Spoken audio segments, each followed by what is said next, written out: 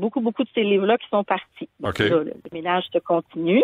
Là, on est rendu dans les BD. Puis là, les BD Yakari, tu sais, le jeune Sioux, là, qu'on lisait quand on était jeune.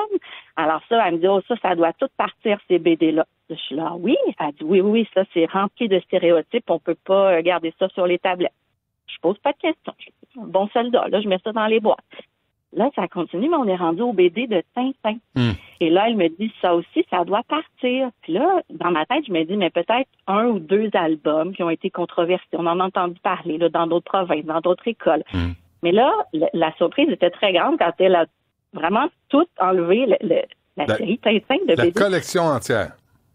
La collection entière, puis là, on m'a dit, il y a des propos racistes, c'est stéréotypé, même péjoratif pour certains, donc on garde pas les Tintins. Elle dit, les parents pourraient faire des plaintes.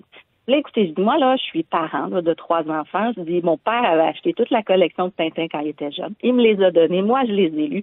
Présentement, ils sont dans la chambre de mon garçon de 10 ans. Il est en train de les lire. Moi, en tant que parent, je vois pas de problème avec ça. Elle dit, non, on peut pas les garder. Bon. Mais à la limite, Roxane, tu sais, il y a des propos dans Tintin, mais c'est, d'abord, faut expliquer l'époque. Deuxièmement, on peut parler du colonialisme belge, tu sais, le mettre en contexte, mais c'est pas une raison de les censurer. Je vais juste vous raconter une histoire. J'ai une mère qui a grandi dans un pays libre, laïque, avec l'égalité des droits. Elle a même été 2e dauphine du concours de beauté. Elle allait en boîte de nuit, elle sortait avec ses amis, et puis il s'est passé quelque chose. L'extrême gauche, dans mon pays natal, s'est alliée à des groupuscules étudiants, s'est alliée aux islamistes, et mon pays a basculé. L'Iran a sombré dans l'obscurantisme, avec les mêmes acteurs que l'on voit aujourd'hui à l'origine de la haine partout, et avec les mêmes mots d'ordre. La haine anti-juif, anticoloniale, anti-impérialiste. Les 3 mêmes leviers, 45 ans après, qui recommencent, mais cette fois en Occident. L'Occident dort. L'Occident dort. Un professeur a été égorgé, décapité. L'Occident dort encore. Un autre professeur a été tué. L'Occident dort encore. L'année dernière, nous avons voulu montrer un film sur l'Iran qui s'appelle 7 hivers à Téhéran, qui devait juste raconter l'histoire d'une jeune femme qui a été pendue pour s'être défendue alors qu'elle allait être violée. Aucune école en France n'a accepté de le montrer aux élèves de peur.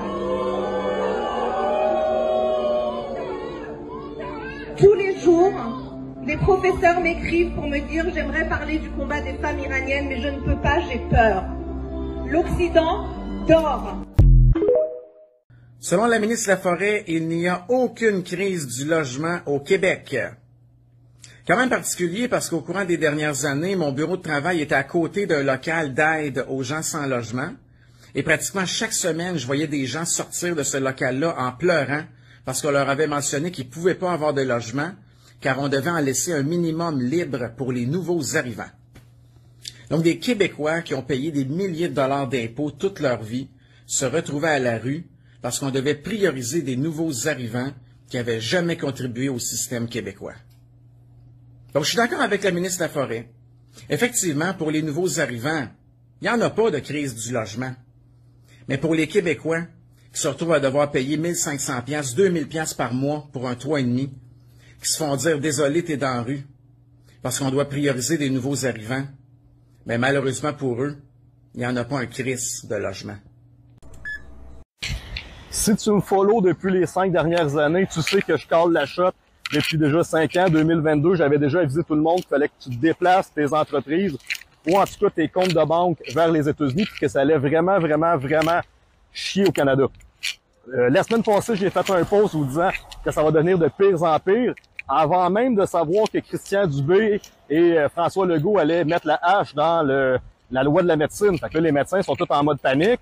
Et là, ça c'était hier. Et regarde qu'est-ce qui se passe maintenant aujourd'hui. Le gouvernement Legault va supprimer 120 millions dans les coffres de la Sûreté du Québec. Donc là, maintenant, c'est la police.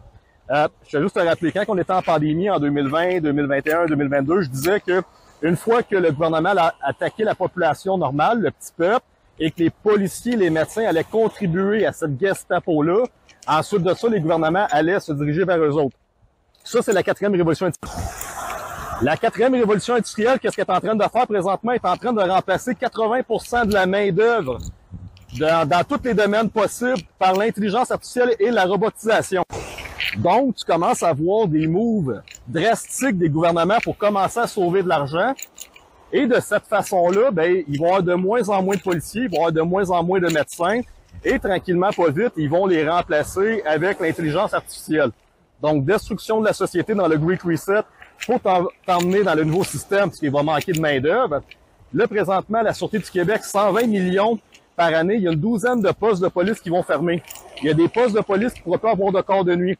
Il y a des sections d'enquête sur les fraudes, le blanchiment d'argent qui vont fermer.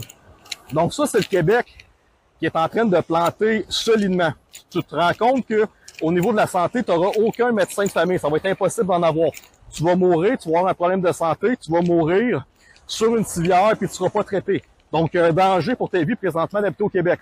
Ensuite de ça, tu n'auras plus de service de la Sûreté du Québec. Donc, il va y avoir des introductions par infraction qui vont augmenter. Tu n'auras plus de protection. Le temps d'appel, normalement, s'il t'arrive une petite bad luck, dans une ville, c'est à peu près 2 à 3 minutes le temps de réponse d'une police.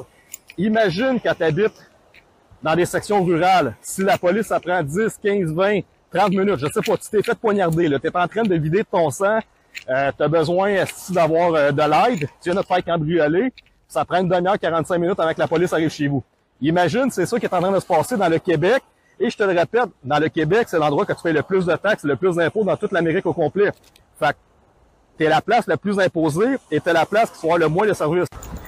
Et malheureusement, je dois vous dire que c'est juste le début du début du début, OK? Vous pensez que ça commence à chier, ça va chier encore plus.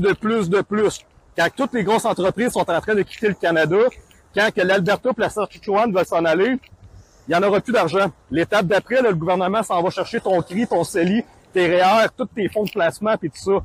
Donc, commence à y penser. 12 novembre, conférence à Québec. 13 novembre, conférence à Laval. Fiscalité américaine, protéger ton patrimoine. Je t'attends là. Un document interne du département de la sécurité intérieure aux États-Unis a été révélé par le New York Times de l'administration Trump qui envisage, je cite, de donner la priorité aux Européens pour les réfugiés qui ont été pris pour cible pour avoir exprimé leurs opinions sur les réseaux sociaux ou pour s'être engagés dans les partis populistes contre l'immigration massive et qui sont persécutés politiquement chez eux. Tels seraient peut-être les nouveaux réfugiés américains, comme quoi les Américains redécouvraient le réfugié véritable, le combattant de la liberté, peut-être, l'homme persécuté pour ses idées, peut-être, et les Américains, pensant à cela, pensent notamment aux gens de l'Europe occidentale. Renversement de perspective.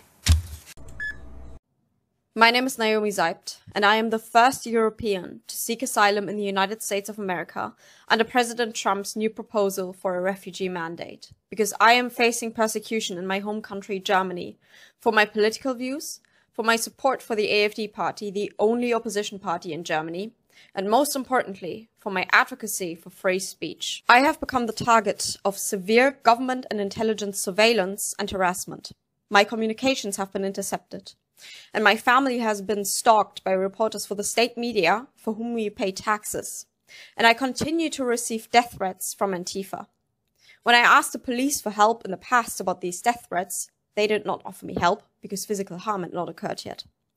President Trump has correctly identified Antifa as a terrorist organization.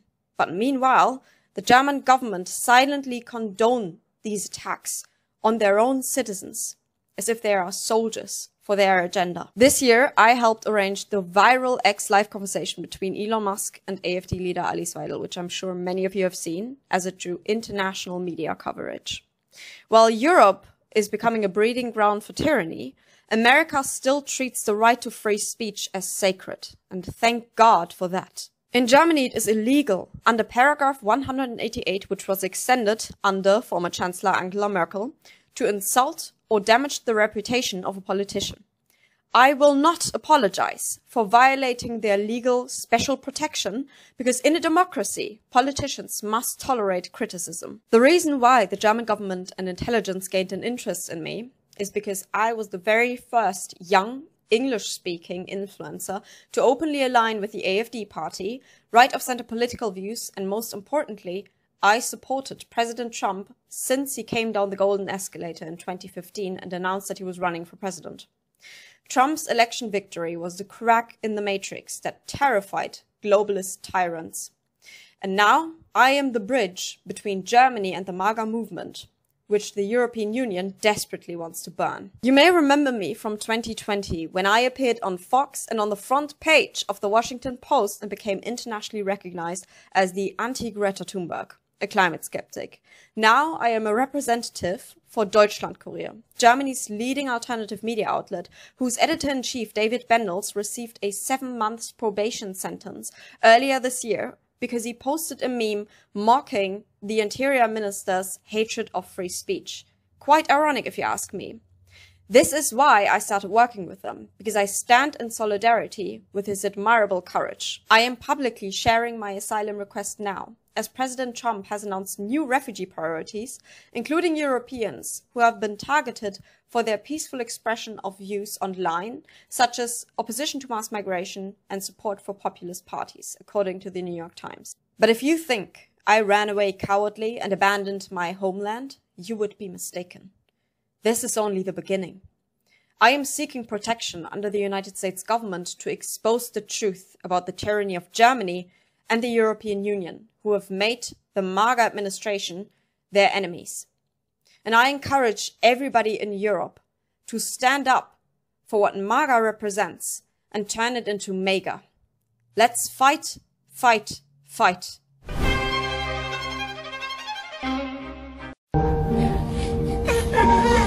Chiquito, vamos. No quiere, se queda pegado. Mi amor, vamos a casa, ¿sí? Vamos, campeón, ven conmigo. Eso es. Está muy triste. Ay, déjalo un momento.